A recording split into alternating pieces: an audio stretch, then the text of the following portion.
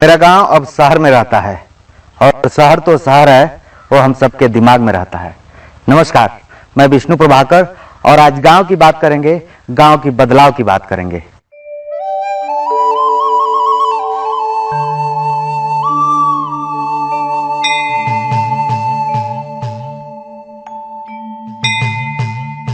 मेरा गांव अब इंतजार करता है उनका जो शहर चले गए।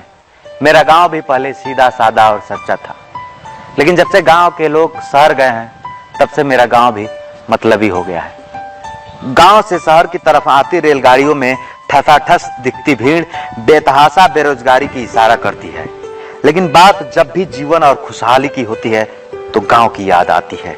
माँ का गोद याद आता है, नीम का पेड़ और पीपल का छांव याद आता है, और शहर के तमाम लोगों को अपने घर का आंगन याद आता है और अपने बड़े बूढ़ों का आशीर्वाद याद आता है। हर माँ अपने बेटे से कहती है, सड़कें अब तो पक्की बन गई, अब तो गांव आया कर। लेकिन उस बूढ़ी माँ को क्या पता, उसकी सांसें शहर में रहने वाले उस बेटे के तनख्वाह से चलती है। बेटों के लिए तड़पड़ाती माँ की सिसकियां और उसकी यादों का दवा शायद सरकार के पास नहीं है। तभी तो किसी शायर ने कहा है कि जब से मेरे गांव के खेतों में भूख उगने लगी, तब से गांव के लोगों ने शहर में नौकरी कर ली। सचमुच हम सबका गांव बदल गया है और हम सबका गांव अब शहर बनने की कोशिश कर रहा है। अब गांव के खेत खलिहान और उसकी हरियाली का रंग गिरता जा रहा है।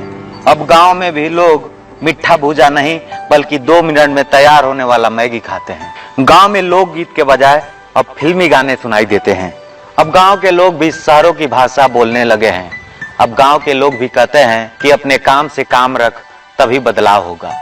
और मेरी तरह हर पीढ़ी अपने तरीके से बदलती रहती है, लेकिन इस दौर में कहीं न कहीं हम बनावटी बनते जा रहे हैं और यह दोष उस शहर का है जिसकी हवा हम सबको लग गई है। तमाम बदलाव के बीच सुबह की खिलती हुई सूर्य की लाली बहुत याद आती है।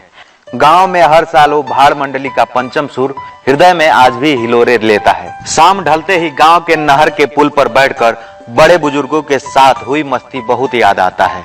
आज के 20 वर्ष पहले मेरा गांव इलाके के दूसरे गांव के जैसा था। गुर्बत का मारा था, लोग झोपड़ियों और कच्चे मकानों में रहने के लिए मजबूर थे। 2 वक्त की रोटी उनके लिए जुटा पाना बहुत ही मुश्किल था। इक्का दुक्का मकान ही पक्का था। देखिए आज कितना बदल गया मेरा गाँव।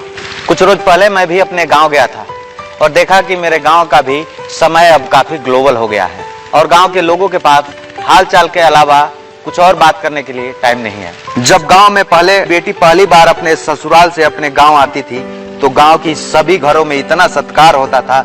यकीन मानिए, अगर अपने ससुराल से उसको अपने गांव आने में 1 घंटा लगता है तो उसको अपने गांव में से ही अपने घर पहुंचने में 4 घंटा लग जाता था, क्योंकि गांव की हर औरतों के घर में उसको कुछ टाइम देना पड़ता था, रुकना पड़ता था और हाल चाल होता था।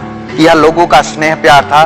लेकिन अब गांव में माइग्रेशन लेवल काफी बढ़ गया है। लोगों की आमदनी पहले से ज्यादा हो गई है। अब किसी से कुछ मांगना अपने शान के खिलाफ है।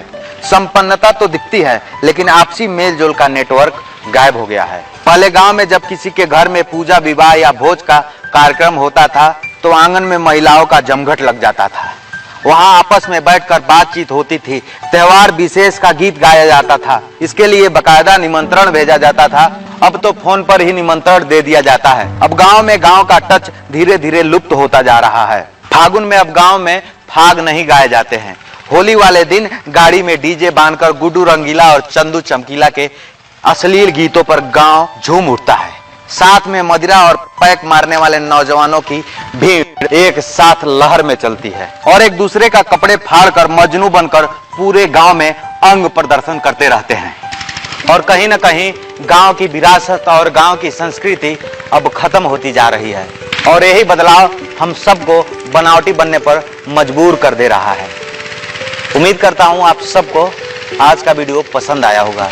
ये वीडियो फेसबुक पर देख रहे हैं तो हमारे पेज को लाइक कर लें, यूट्यूब पर देख रहे हैं तो चैनल को सब्सक्राइब कर लें। अगली बार फिर मिलेंगे कुछ नई बात के साथ, कुछ नई कहानी के साथ।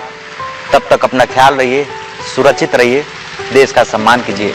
कैमरामैन ललित के साथ विष्णु प्रभाकर।